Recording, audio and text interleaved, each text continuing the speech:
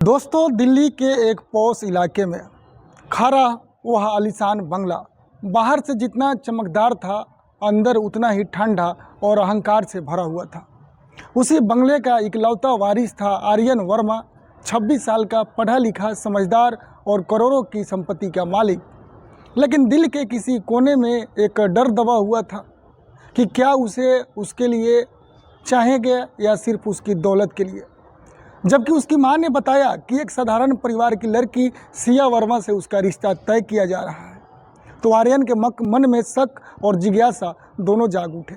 उसने तय किया कि वह इस रिश्ते की सच्चाई खुद परखेगा। अगले ही दिन उसने अपने अमीरी उतार दी। महंगे कपड़े, महंगे घड़ी, महंगे कार, सब कुछ छोड़कर एक पुरानी साइकिल और दूध का कनस्तर उठा लिया और पहुंच गया सिया के घर दूध वाले के भेष में। सिया ने दरवाज़ा खोला। सदा कपड़े, चेहरे पर मासूमियत और व्यवहार में ऐसी सहजता कि आर्यन कुछ पल के लिए खुद को भूल गया।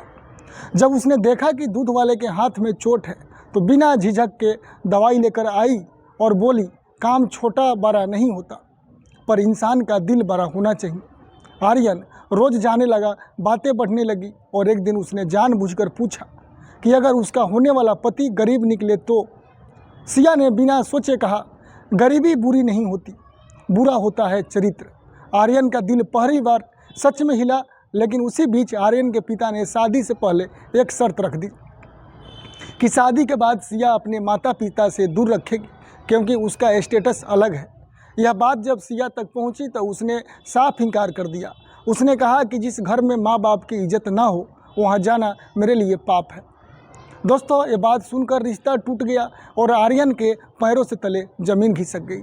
वह दौड़ा दौड़ा सिया के पास पहुंचा, अपनी असली पहचान बताई तो सिया ने शांत स्वर में कहा कि वह पहले दिन से जानती थी कि वह कोई साधारण दूध वाला नहीं है, लेकिन वह यह भी देखनी चाहती थी कि आर्यन कितना सच्चा है। उसने साफ कहा कि अगर मुझसे शादी करनी है तो पहले अपने पिता के सामने खड़े होकर कहना होगा कि मैं अपने माँ बाप को नहीं छोड़ूंगी। उसी रात आर्यन ने अपने पिता से टकराने का फैसला किया। घर में सन्नाटा छा गया दोस्तों, जब उसने कह दिया कि वह सिया से ही शादी करेगी और उसके माता पिता के सम्मान करेगी।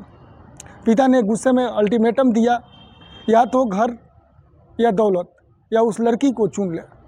कुछ पल की खामोशी के बाद आर्यन ने अपनी घड़ी, कार की चाबी और सब कुछ टेबल पर रख दिया और सिर्फ एक बैग उठाकर घर छोड़ दिया।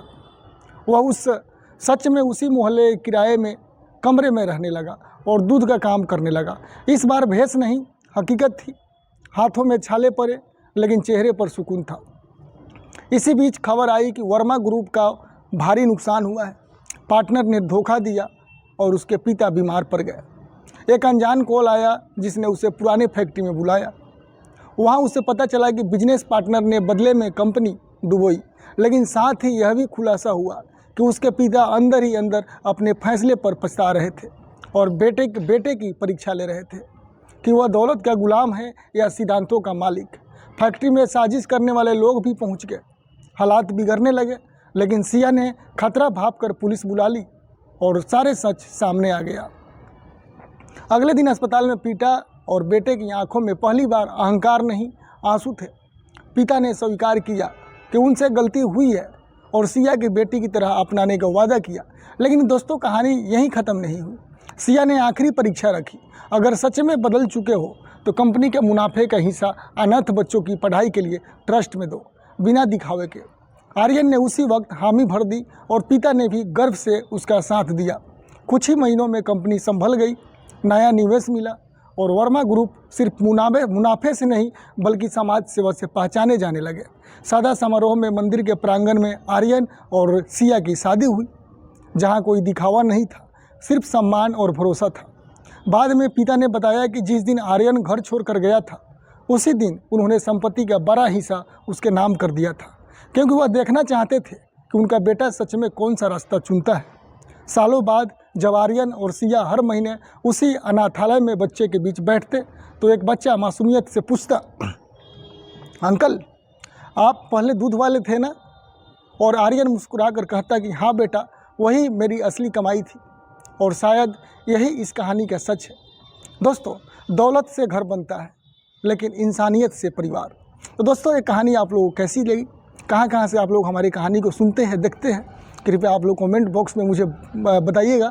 बहुत अच्छा लगता है क्योंकि कुछ लोग ऑस्ट्रेलिया से, नेपाल से, पाकिस्तान से कुछ हमारे ऑडियंस भाई लोग हैं जो मैसेज करते हैं। तो आप लोग भी मैसेज कीजिए कमेंट बॉक्स में, और कहानी कैसा लगा मेरे को कमेंट बॉक्स में बताइएगा दोस्तों।